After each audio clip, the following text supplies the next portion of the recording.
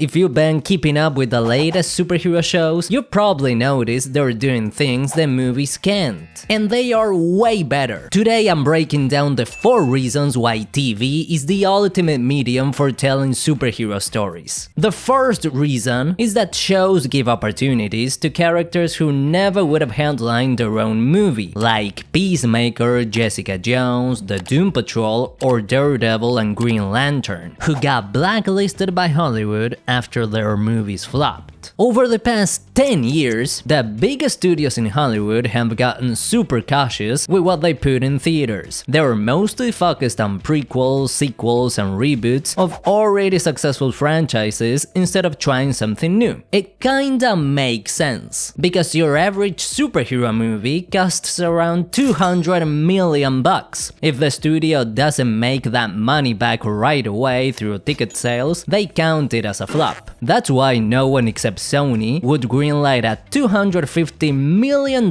movie about some unknown superhero, cause it's really hard to make that money back. Take James Gunn for example. He only got Warner Brothers to approve a sequel to Suicide Squad because they were desperate to pull him away from Marvel, and because Harley Quinn was gonna have a big role. But they never would have signed off on a solo Peacemaker or Creature Commandos movie, since nobody was gonna pay for a ticket to see characters they didn't care about. Gunn himself even said back in September that he's not planning on making many movies with lesser known characters in his new DC universe, cause it's harder to get people in the theater for that kind of thing. I'm not gonna watch it. I don't need to watch it. But with shows, it's a whole different game. Ever since the streaming wars kicked off, studios have been way more willing to take risks on their streaming platforms to boost subscriptions. That's why HBO didn't think twice about greenlighting Peacemaker or Doom Patrol as TV shows. And if it weren't for the deal between Marvel Television and Netflix, we never would have gotten Jessica Jones, Luke Cage, or the legendary Iron Fist, which is the best superhero show ever. We all think that, don't we? These guys never would have had their own movies, because they're not as famous as Superman or Spider-Man, but ironically, they became popular thanks to having their own TV shows. Same thing happened with Invincible. Robert Kirkman, the writer behind the comic, had talks with Universal back in 2017 about making a live-action movie, but the studio didn't greenlight it because they didn't think a film about Mark Grayson would perform well. But the second Kirkman talked to Prime Video, boom! We got an animated series right away. Of course, then they made us wait 2 years for season 2, and even threw in a random mid-season break. But still, the important thing is that the show exists, while the movie isn't even in pre-production. And it's already been 8 years since that first meeting. If we were only relying on movies, the whole Invincible story would still be stuck in the comics, and we never would have gotten this meme. Think, Mark! The second big advantage shows have is the kind of stories they can tell. If you look back at superhero movies from the last 10 years, you'll notice they all tell the same story. Some really evil villain shows up to threaten the world, the universe, or the entire multiverse, and a bunch of heroes team up to stop him. Even the more personal movies eventually turn into giant events, like Deadpool and Wolverine, which starts out as an action comedy, but ends up involving the possible destruction of the entire Fox universe. Same deal with Thunderbolt, a bunch of traumatized characters who have to stop someone even more messed up who might eat the whole world. Even James Gunn's Superman did it. They crammed a ton of characters into the first entry of a new universe, and by the third act, Lex Luthor almost splits the planet in half. This copy-paste storytelling isn't because Hollywood writers are out of ideas. It's more about the fact that these big events are the only way to convince people to go to the movies. They need to sell every film as a massive once-in-a-lifetime experience, because if not, people will just stay home and wait to watch it on streaming 3 weeks later. That's why Deadpool and Wolverine was pushed as a multiverse crossover, even though the real heart of the movie was the bond between Wade and Logan. That's why the trailers for Brave New World promised promised the new Avengers and teased a huge role for Red Hulk, who only showed up for 5 minutes. They even threw in Thanos references in the last trailer for the Marvels in 2023, just to trick people into thinking it was a follow-up to Endgame. They tricked me!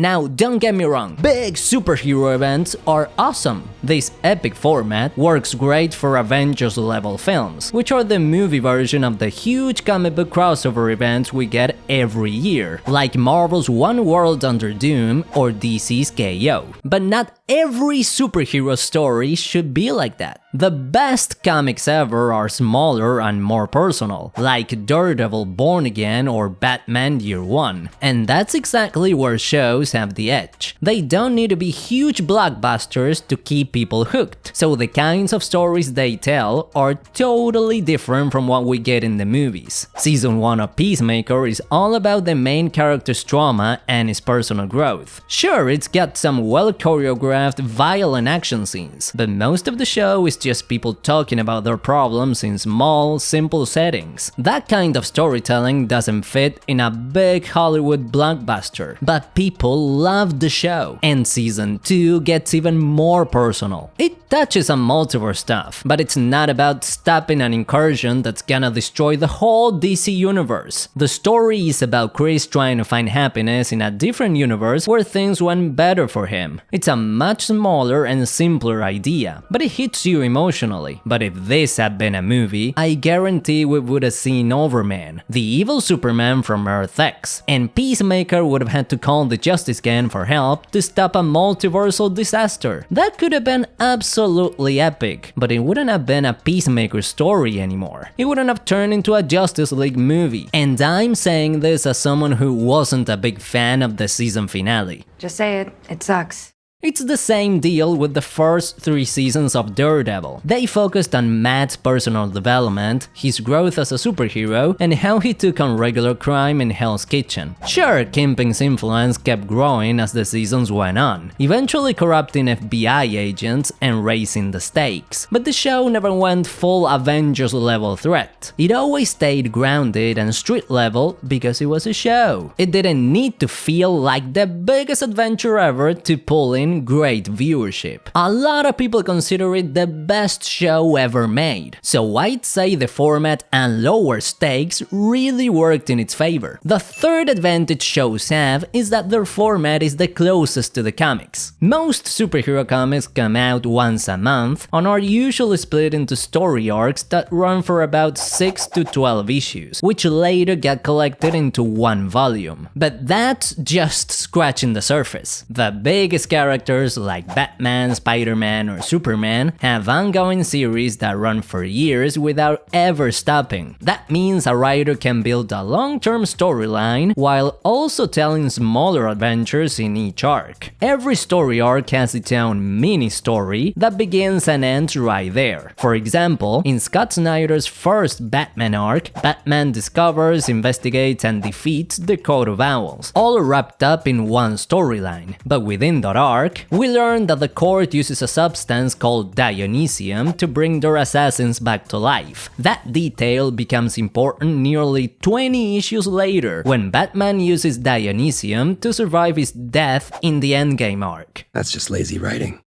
This is exactly how TV shows work. You've got vertical plots, the ones that get resolved in a single episode, like the case of the week. But then you've also got horizontal plots, which move forward slowly across the whole season, or even across the whole show. Comics work the same way. Every arc tells a self-contained story, but it also drops clues and builds up a bigger narrative that ties together issues, arcs, and even full years of publication. Movies have a completely different format. They are one-and-done stories. Even in cinematic universes, each film still has to feel like a self-contained event. And sure, you can have callbacks to earlier moments, like Tony Stark saying "I am Iron Man" when he snaps his fingers in Endgame, which is exactly what he said at the end of Iron Man 1. Or you can use cliffhangers, like half the universe vanishing at the end of Infinity War, or Spider-Gwen putting together together a rescue team for Miles Morales at the end of Across the Spider-Verse. But doing this in a show is much more satisfying. There's a reason some people were booing when the credits started rolling in Across the Spider-Verse. They felt betrayed when they realized the movie ended with a "to be continued," which wouldn't have been a big deal at all if it had been the end of a TV episode. No one got mad when they saw the twist in episode 6 of Peacemaker and realized they have to come back the next week to find out what was gonna happen with Earth X. We expect shows to hook us in episode by episode. That does make sense.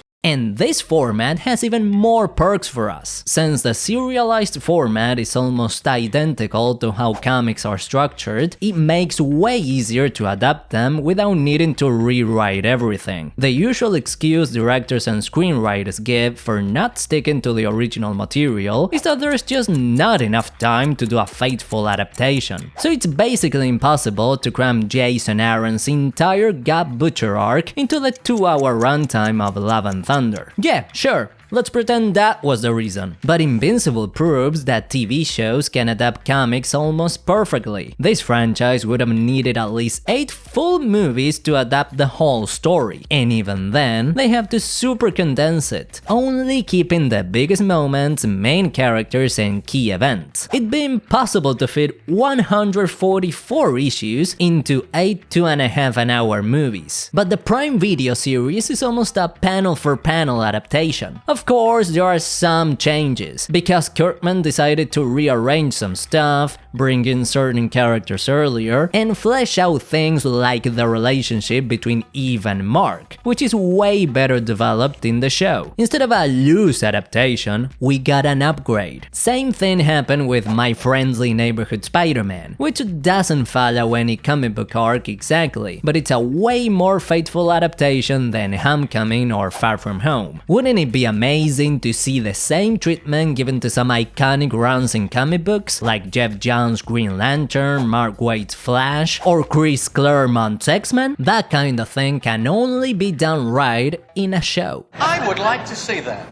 The final big advantage shows have is that they can develop all the characters way better, because they got more time to do it. Even the shortest shows nowadays end up having a longer runtime than any superhero movie, even though they just have 8 episodes. Season 2 of Peacemaker, for example, adds up to 5.5 hours. That's more than double the runtime of Fantastic Four. And you can feel the difference. You get to know Peacemaker and his crew way better than the Fantastic Four and all their side characters. Reed, Sue, Johnny, and Ben each get their moments to shine, but we're expected to feel for Shala Ball after just 2 scenes. Johnny guilt-tripping her, and a quick flashback showing how she became the Herald of Galactus. It's not bad, but it's just not enough, because the movie didn't have the time to go deeper. And don't even get me started on Ben's girlfriend. She shows up in 2 scenes and doesn't add anything to the story. Or Mole Man, who does help in the 3rd act, but we don't get to see his connection to the Fantastic Four. This happens because in every superhero movie, side characters get 1 or 2 scenes, maybe a joke or 2, and then boom, the movie's over. But in Peacemaker Season 2, we see Chris interacting with his Earth X family from the very first episode all the way through the second to last. We can compare how his new dad treats him versus how awful his real dad was. And it's super satisfying seeing him have brotherly talks with Keith, something he never had in his own universe. We build a bond with these characters, so it hits hard when Vigilante kills Augie, and when Chris's friends leave his brother half dead. Vigilante gets more screen time this season than the entire Fantastic Four did in their latest movie.